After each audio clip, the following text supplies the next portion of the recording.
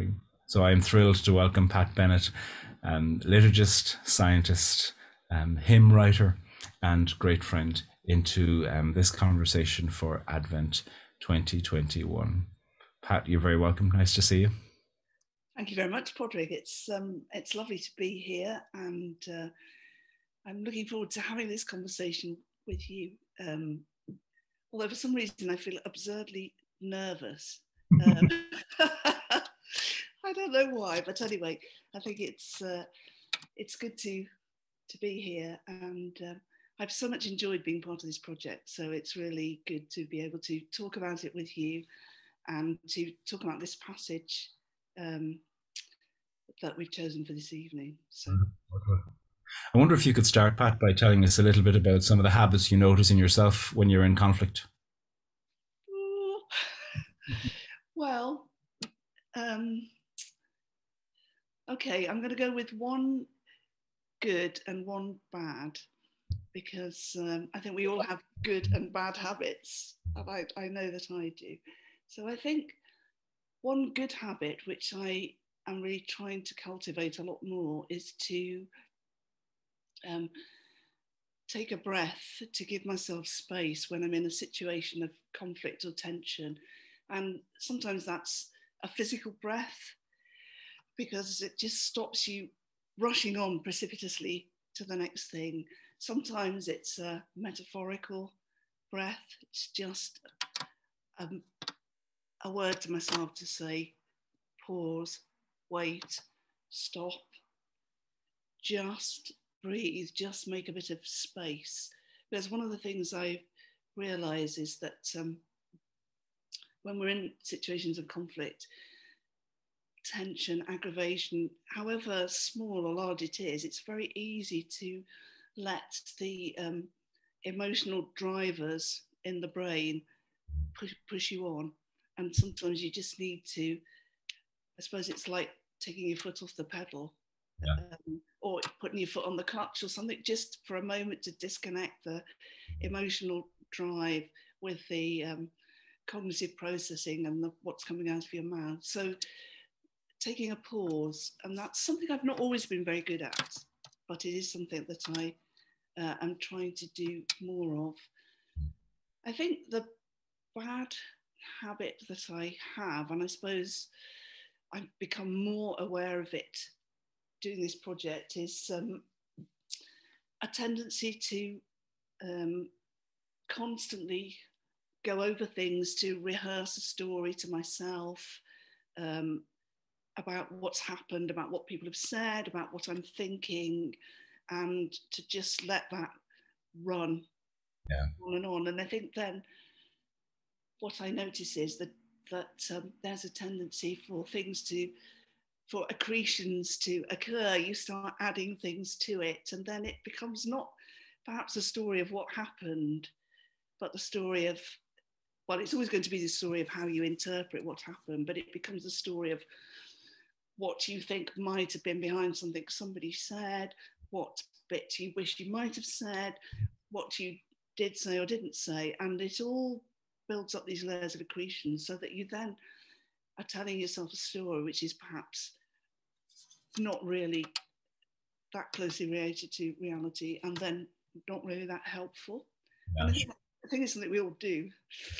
It reminds me of this phrase from Claire Mitchell, sociologist here, where she says, she's speaking about Northern Ireland, and she says there isn't just conflict, there's conflict about what the conflict's about. Yeah. I think it's true for a person as well, that it isn't just that we're in conflict with somebody else, but that we have conflict about what that conflict is about. And the worry about the worry, or the fear about the fear, they can all create something much bigger than the original event. Sometimes a very small event can seem much larger because of everything that happens in those kinds of rehearsings afterwards that you're talking about. Yeah, absolutely, absolutely. I think that's a very fine way to enter into the text that we're going to talk about. I wonder if, John, you could share it, and then we'll a conversation about it. This is on 2 pages, just for people to know that it's a text spread out over 2 pages. Then Herod secretly called for the wise men. I think this is page 2. I don't think we have the first part of the text here. sorry, can we, let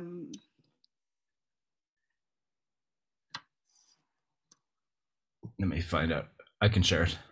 yeah, it's definitely got the first bit missing. Thank you. That's, yeah. In the time of King Herod, after Jesus was born in Jerusalem of Judea, wise men from the east came to Jerusalem asking, "Where is the child who has been born King of the Jews? For we observed his star at its rising and have come to pay him homage." When King Herod heard this, he was frightened, and all Jerusalem with him. And calling together all the chief priests and scribes of the people, he inquired of them where the Messiah was to be born. They told him, "In Bethlehem of Judea, for so it was written by the prophet, and you, Bethlehem in the land of Judah, are by no means least among the rulers of Judah, for from you shall come a ruler who is to shepherd my people Israel." Then Herod secretly called for the wise men and learnt from them the exact time when the star had appeared. Then he sent them to Bethlehem, saying, "Go and search diligently for the child, and when you have found him, bring me word so that I may also go and pay him homage." When they had heard the king, they set out, and there, ahead of them, went the star that they had seen at its rising, until it stopped over the place where the child was. When they saw that the star had stopped, they were overwhelmed with joy. On entering the house, they saw the child with Mary, his mother, and they knelt down and paid him homage.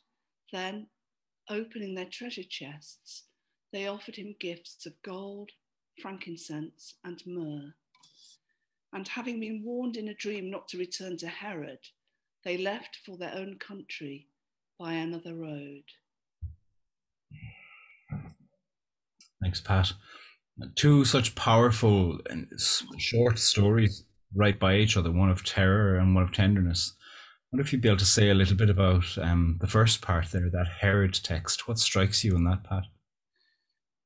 I think when I read this text, I'm struck by exactly what you have just highlighted there, that it's very much a text of two parts, and there is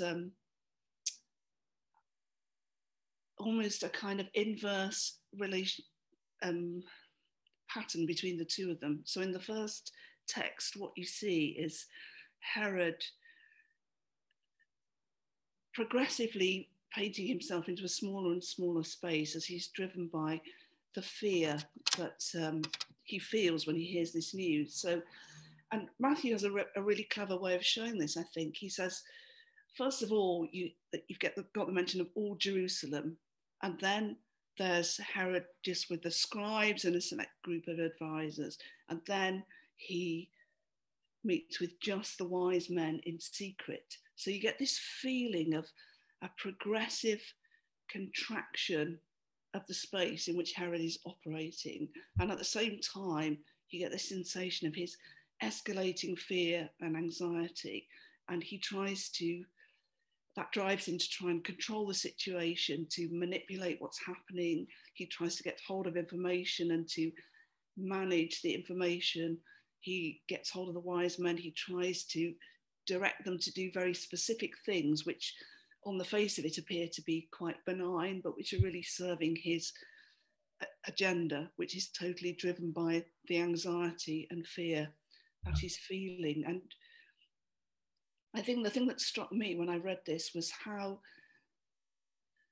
that really is such a good illustration of what happens to us when we're in situations of conflict. We allow ourselves to be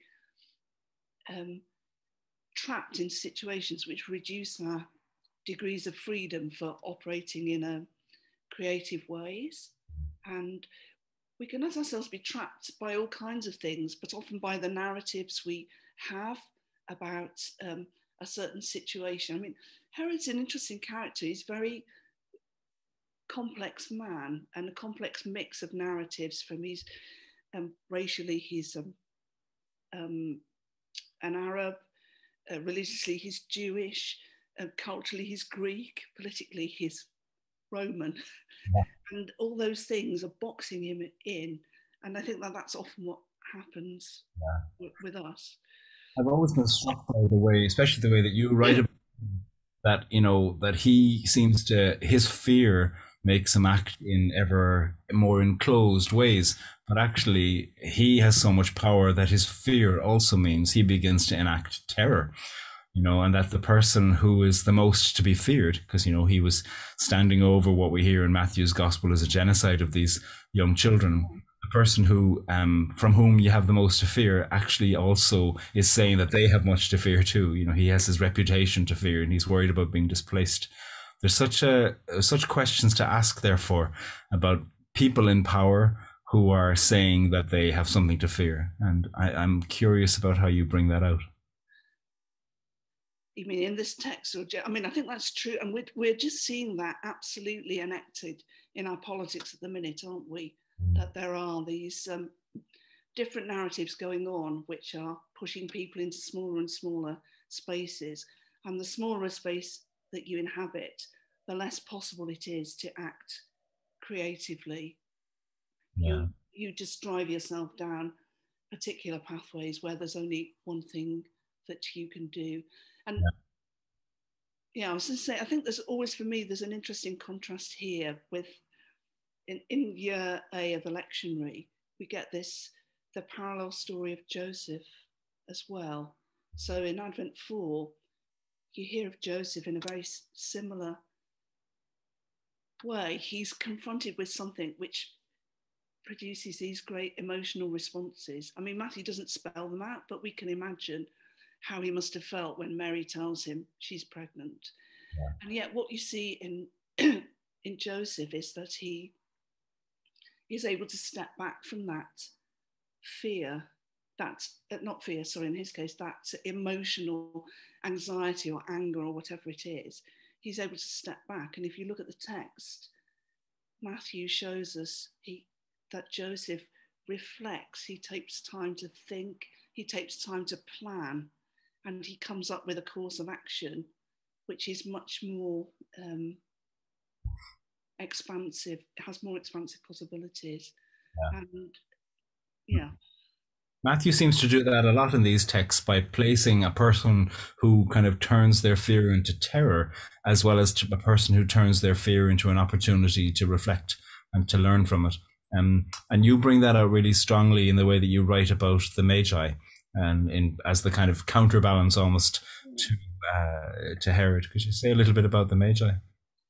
I think it's really interesting to me that there's a completely different emotional key in the second part of the text. So in the first part, we've got basically fear and anxiety. And that is what sets the tone for the whole sequence of events. And in the second part, the emotion that's highlighted is joy and gladness. And I think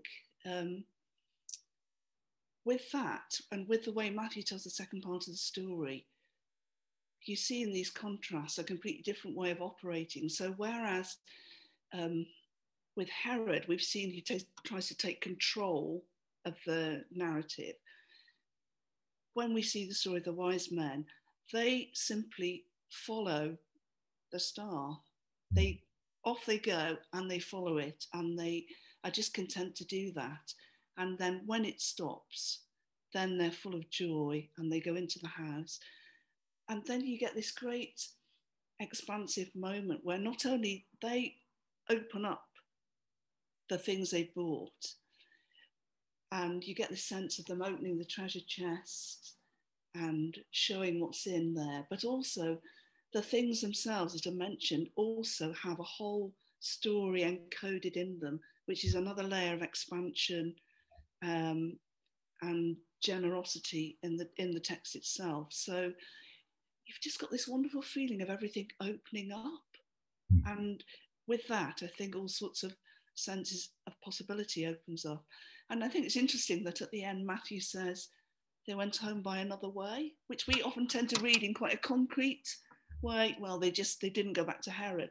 But I think you can also read that as in something for them has changed and opened up. and they're on a different kind of journey. Do you think that, I mean, whenever I read this text, and particularly these two things side by side, it does seem to me that there's an invitation in this to think, if I'm frightened that whatever reputation or power I have is going to be diminished, that actually the thing to not do is to respond to that fear with further fear, that it could be a possibility to consider generosity, or to consider something like a pilgrimage. Do you think that's applicable for daily life? Or, I mean, obviously not as a permanent template for how to respond, but do you think there's wisdom in this for how we might want to pay attention to any fears that are there? I think definitely there is, because sometimes, so when you're trapped in a situation either by a narrative or by an emotional response, it's very difficult to respond in a creative way because you are hemmed in. But also, it's difficult to change the energy in the situation. And sometimes what you need to do is something completely different, which allows a fresh energy, a fresh direction of, well, I guess actually energy, I think, is the best word for it, to come into the situation and expand the possibilities, because sometimes we're not capable of doing that ourselves. We can be terribly rational about things, but I think, as I said at the beginning, what tends to happen is we just go round and round in a narrative loop, and we add things to it, and what happens is we get more and more stuck. So sometimes stepping back is good. Sometimes it needs more than that. It needs us to actually try and do something which allows us to breathe, to expand our own sense of who we are, where we are, what we're doing. And Yeah. I think sometimes a pilgrimage, a book, going to an art gallery and looking at a painting or a sculpture, going for a walk, something that just allows the energy in the situation to change, is good wisdom. Yeah. I mean, you can imagine, wouldn't it be interesting to rewrite the story of Herod with the idea that he had somebody that said to him, take a breath, and you are going to die at some point, and who gave you this power anyway, etc. Absolutely. And that would, I think, would change the whole course of it, wouldn't it? Because we see, like the first Sunday after Christmas, the inevitable consequence of Herod's fear is that he sets in motion a train of events that takes life away from people. And in the end, it doesn't give him more life. It gives him a totally spurious, transient sense of security. Yeah, It which doesn't is give him life. Yeah, he's a terrorizing character because he has enough power that when his fear escalates and he responds to it, people die. Yeah. And interestingly, just in contrast, Joseph, who was also in that story, the slaughter of the innocents, is a person without power in the way that Herod has power, but he has power over himself because he has made that choice back in when he first learns of Mary's pregnancy. He himself chooses, before he's had the dream, he has made a choice to act differently by putting Mary away and not sending her to be stoned to death. And because he's made that choice, because he's had the control over his own emotions and is able to have taken that breath and get into a more creative space, when the moment comes, he's able to take action. And he doesn't take life away. He takes life to himself. He takes life and protects it. And there's just such a contrast. Yeah. So much of this is linking into that prayer you wrote. I wonder if you could share it. And I think I have put them in the correct order. Hopefully I have. Sorry about that earlier on. That's fine, no problem. Epiphany God, waiting to be encountered and embraced. Forgive us for those times when fear or hostility restrict our openness to your presence and possibility and keep us trapped in an empty place. Epiphany God, waiting to comfort and console.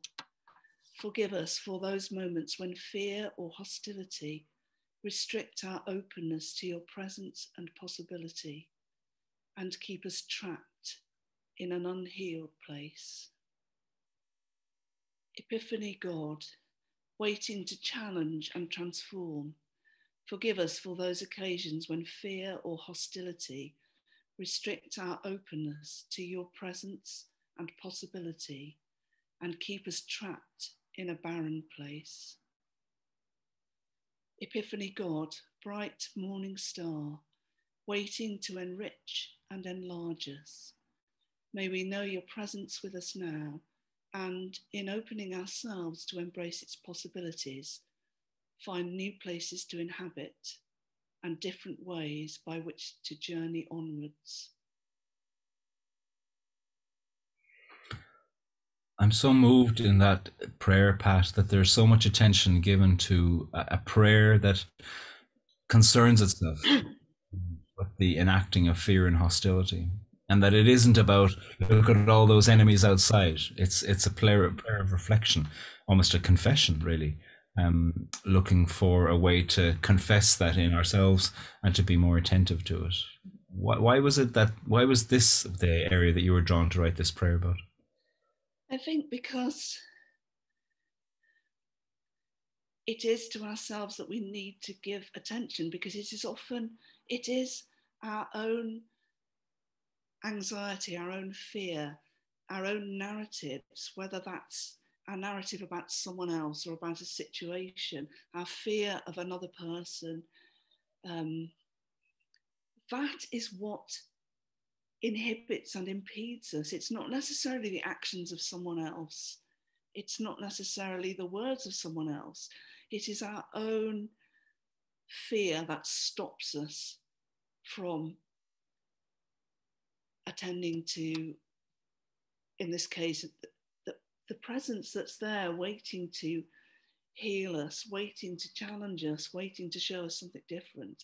And the barrier to that happening is not the actions of someone else, it is our own behaviour. And that is where we need to begin, because I think in a conflict situation, in a difficult situation, we always have to begin with ourselves, because we can't make progress unless we understand ourselves and our own actions, our own narratives. Yeah. And that's where we need to start. I can see some people in the chat are asking if they can see that prayer. It's on the Spirituality of Conflict website.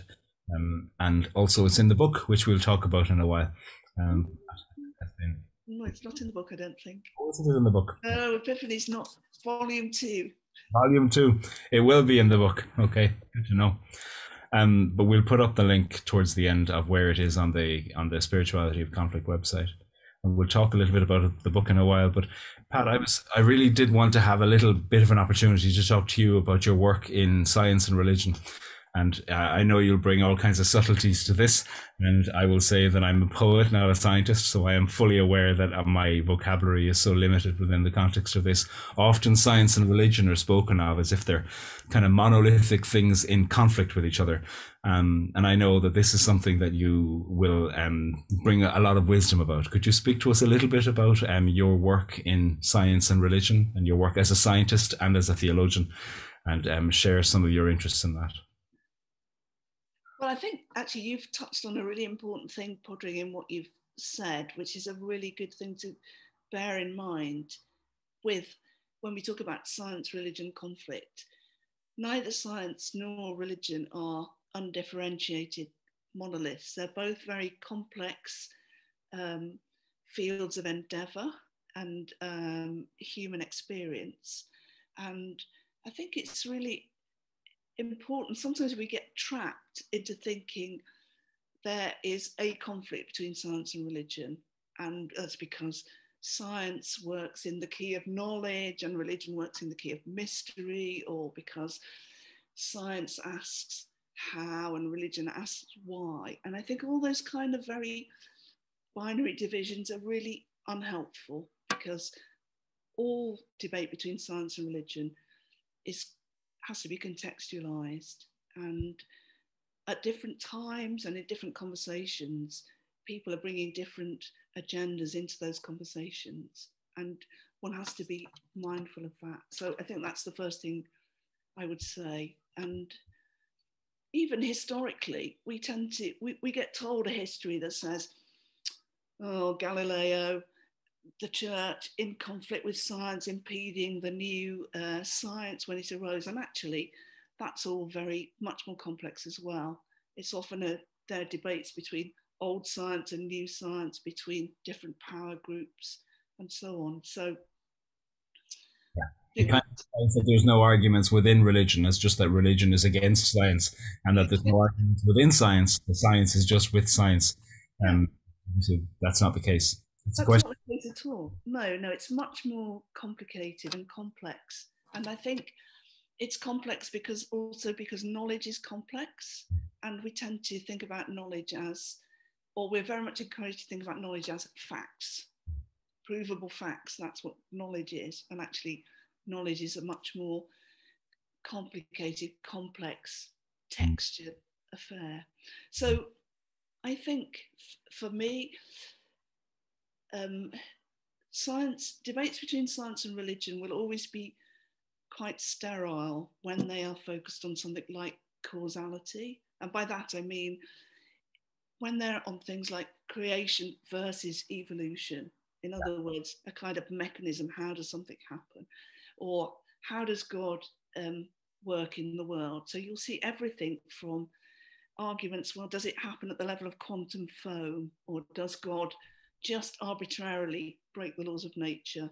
And quite often those arguments are to do with defending positions, and so they're never going to get anywhere because, if your idea of God is is absolutely committed to the idea that God can perform a miracle in a certain way, then that debate is never going to go anywhere. So for me, I'm much more interested in how do we nurture a conversation, or how do we make a conversational space between something from the sciences, say data from an experiment, and a theological reflection, which is not about proving this or that, but which is about saying, how do our two different insights come together to enrich our knowledge of the whole?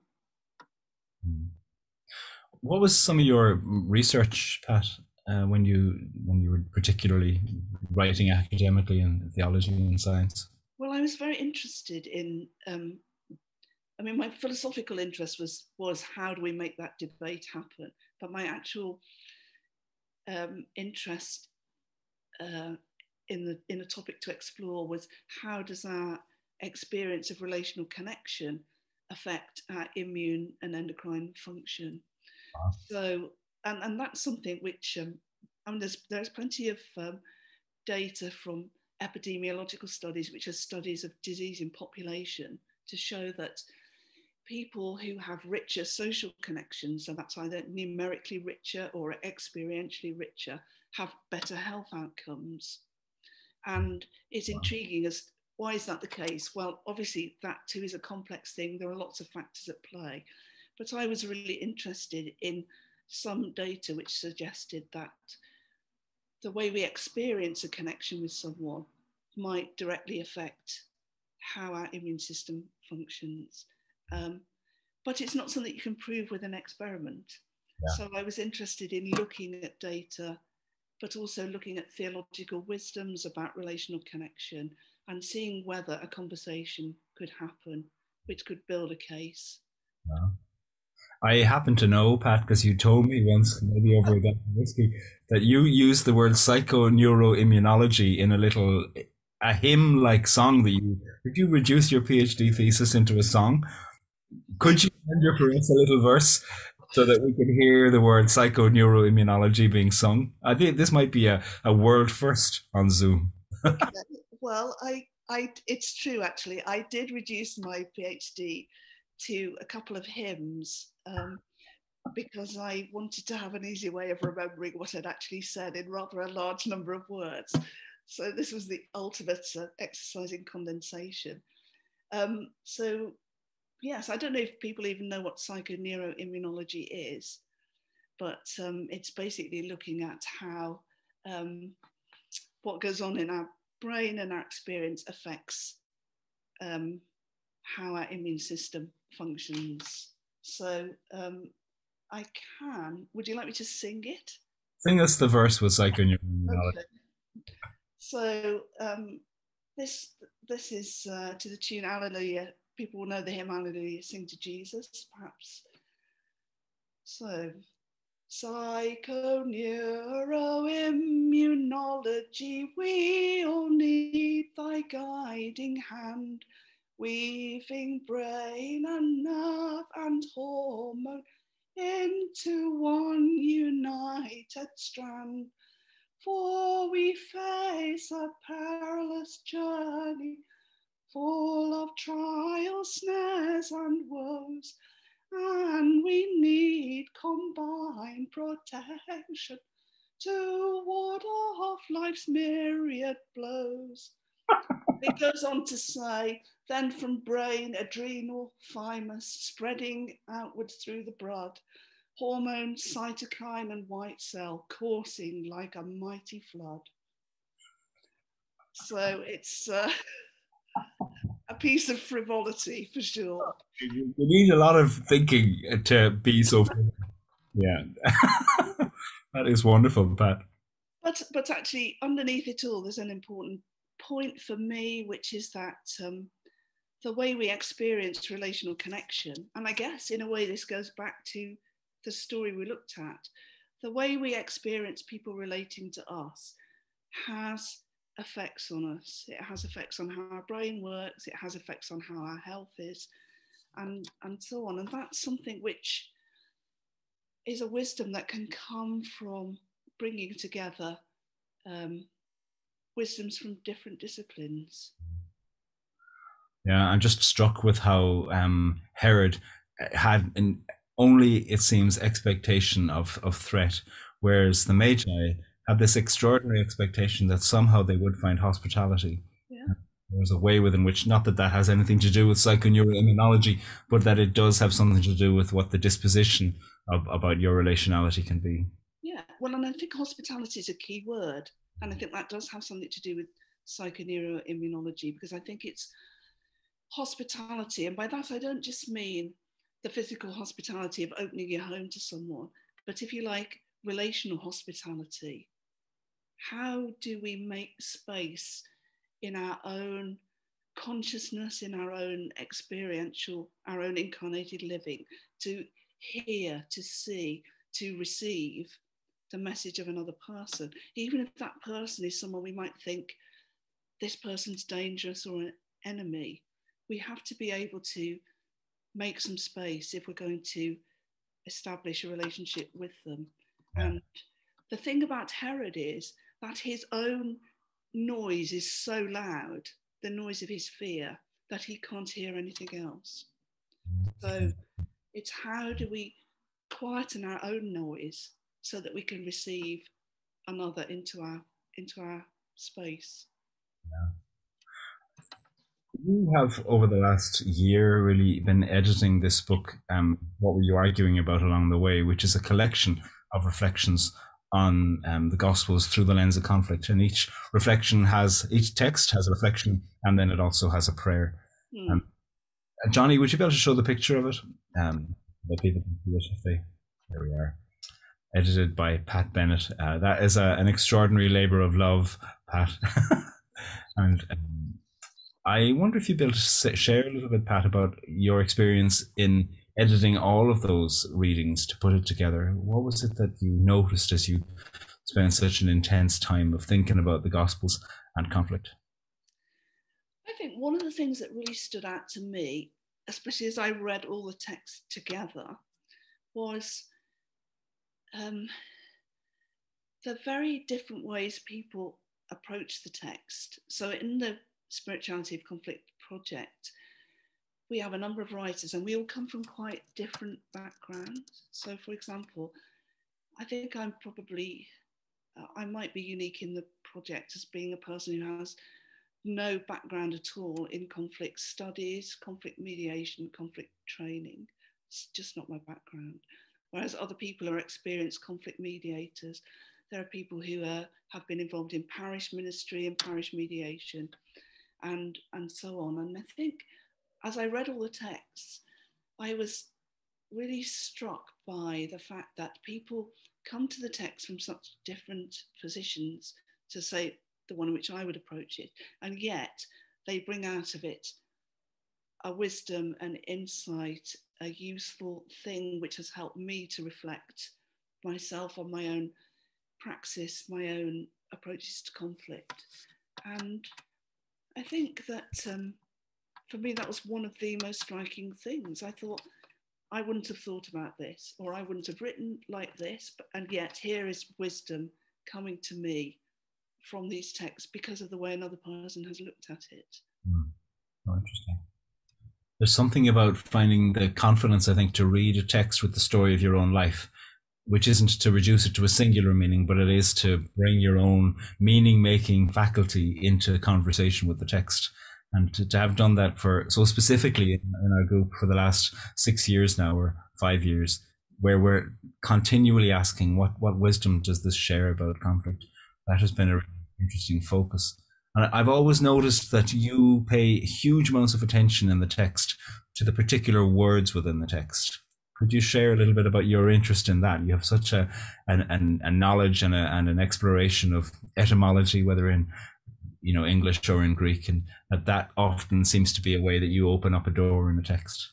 Yeah, well, I think I should confess, I mean, I'm not a Greek or Hebrew scholar, so I approach these very much as a layman and with a lay person, and with the help of, good dictionaries and explanatory pieces on the words.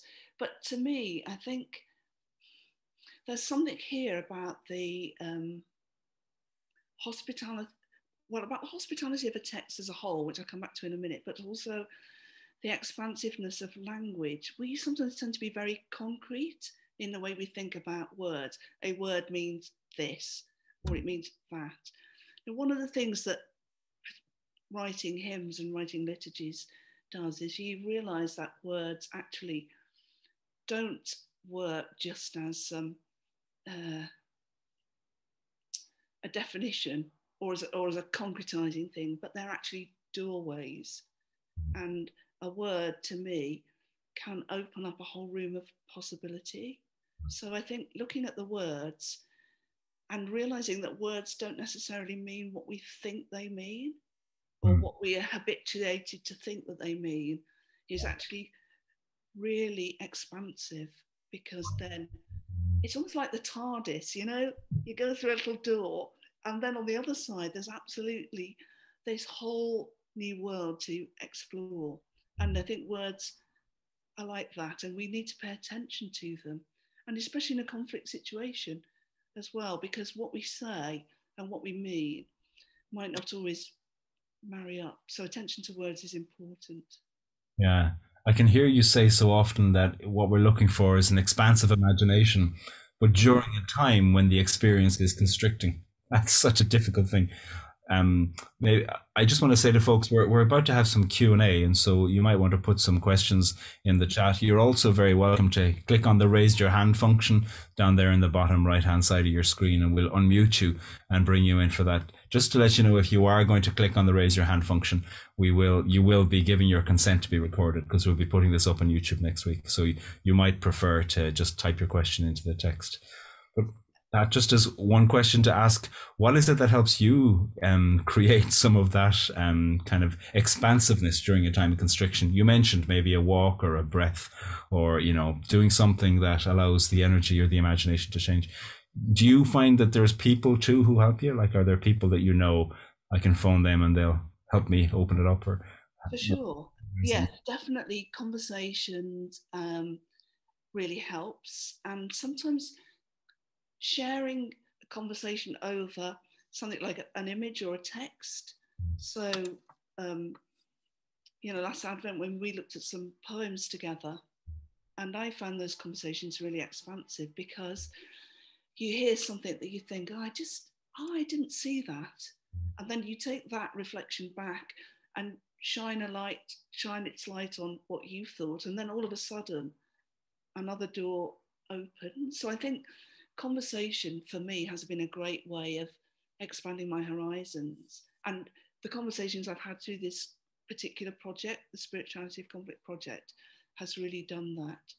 I think walking and looking and paying attention to the small and the things that we don't normally notice. So one thing about lockdown was that it changed my habits of looking, because we were in quite severe restrictions here in Glasgow for a long time, and I walked round and round the streets, and I just began to notice things that were there which I had never seen before. And I think, you know, attentiveness expands your horizons. Even when you're looking at the very small, suddenly there's an opening. Yeah. Beverly has asked, could you give an example of someone in scripture or literature or a historical political figure who you think has practiced the stepping back and the breathing and the reflecting that you spoke about? Who has practiced it themselves? I suppose one person who I think has encouraged us to do that would be Rilka, the German poet, who has talked a lot about taking time to do the heart work, to look at what we already have seen and known and sit with it and spend time with it and let it do its work in us. And I think sometimes we are quite driven, we allow ourselves to be driven by the idea that I have to do work, I have to analyse this poem, for example, I have to work out what does it mean. And actually, no, we have to read it and then let its hospitality welcome us in and do the work in us.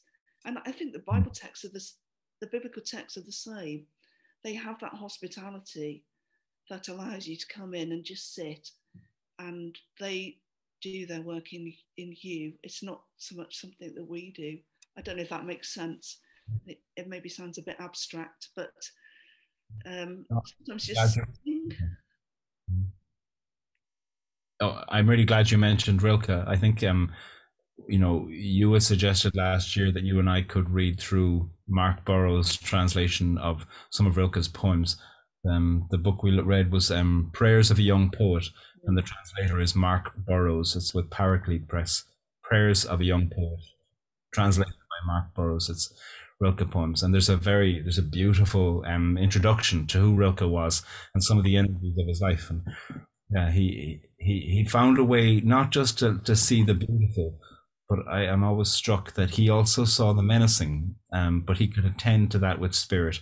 It's not like he was just an endless optimist. He also had an extraordinary capacity to pay attention to and to be aware of threat. I see that Gwendolyn has a question, so I wonder if we can bring Gwendolyn in. We'll look forward to hearing your question.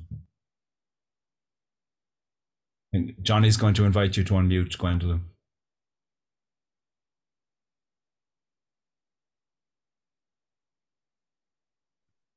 Okay, can you hear me? Yeah.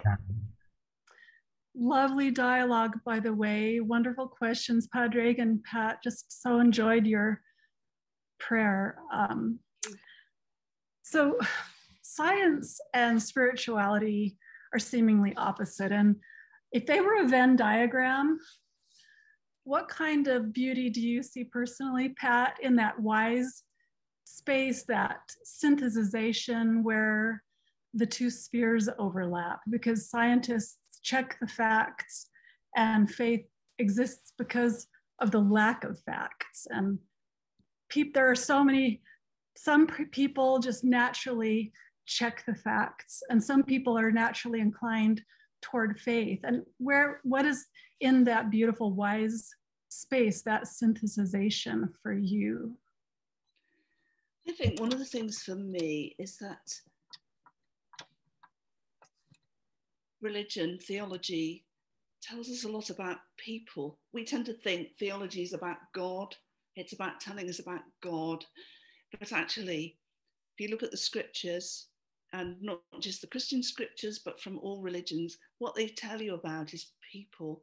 They tell you about how people are, how they react, how they understand, how they interact. And I think a lot of the deep wisdom from religion actually is much more to do with, if you like, anthropos than theos. It's much more an understanding of people, what it is to live an incarnated life. And I think that that, for me, is the wisdom that comes in to those conversations, because there is that understanding, I think, of what is it to be alive, what is it to feel, what is it to interact. And in a way, those aren't facts in the sense that we might say, you know, a fact is, I mean, for sure, we can talk about, you know, if we were to talk about having a kiss, for example, I could tell you about the neurobiology of the sensations from your lips, what hormones are released, what things flood your body. And we could understand a lot about the facts of it, but nothing about that would tell us what is it like to be kissed or to kiss someone. And those are the kind of things that I think come from human experience, which add into that, which come into that space and which say, this is what it's like to feel pain. This is what it's like to feel betrayed. This is what it's like to love. And, you know, science can say, okay, we understand this happens, that happens, the other. And those things together give us a richer understanding of what it is to be a person. I don't know if that makes sense. I mean, it's... Yes, it does. You answered it beautifully. Thank you. I got a message, Pat, from somebody saying, could you share a little bit more about that song you wrote, or the other song that you wrote from your PhD? I think I'm interested in the way that you use that. I mean, clearly it's a bit of fun, and clearly there's kind of years of extraordinary expertise that went into it as well. But like, why do you do it? Well, I think for me, there's a really good discipline in producing a concentrated form. So everybody will already have realized from our conversation that when I talk, I'm prone to waffling and just going on and down rabbit holes, which can be good. But sometimes there's a good discipline in economy. And for me, writing liturgies, writing hymns, and even these kind of more frivolous things like these reductions on my PhD are about practicing economy. And I think that's important because it helps me in the discipline of not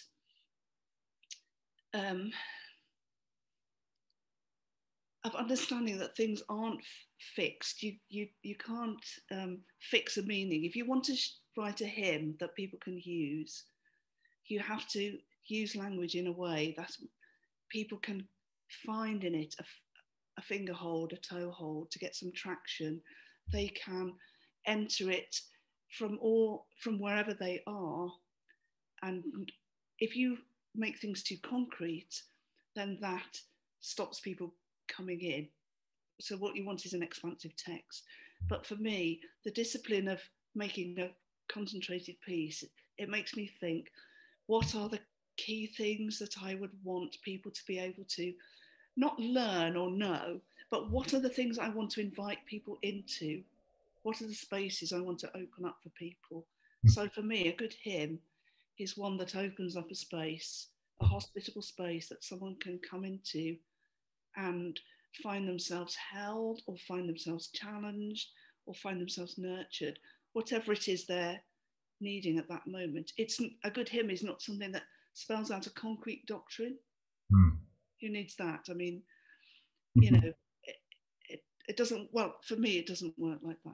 So what are some other verses from some of those other hymns that you wrote from your research?